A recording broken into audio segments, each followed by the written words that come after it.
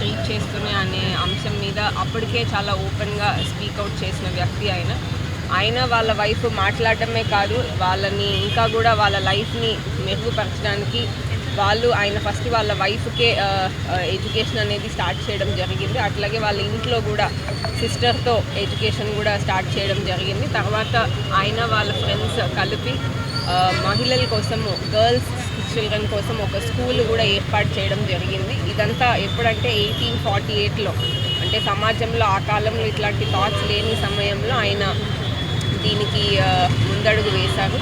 So ఇవాళ మహిళలందరూ కూడా ఖచ్చితంగా మనము ఆయనకు కానీ వాళ్ళ వైఫ్ సావిత్రిరావు ఫూలే గారికి కానీ ఖచ్చితంగా రుణపడి ఉండాలి. ఎందుకంటే వాళ్ళు ఆ రోజు చేసిన ఆందోళన, ఆ రోజు తీసుకున్న స్టెప్స్ వల్ల ఇవాళ education, particularly girl child education అనేది కూడా ఒక కామన్గా ఒక రైట్ లాగా అందరూ కూడా తీసుకుంటున్నాము. ఒక కాలంలో అట్లా లేదు. సో ఇవాళ ఆయనని గుర్తు తెచ్చుకుంటూ సమాజంలో ఉన్న అందరూ కూడా ఆయన గురించి తెలుసుకొని, ముఖ్యంగా ఇప్పుడున్న యువత కూడా ఆయన గురించి తెలుసుకొని ఇంకా కూడా ఆ కోణంలో ఇంకా ముందుకెళ్ళాలని అందరినీ కూడా కోరుకుంటున్నాను. Thank you.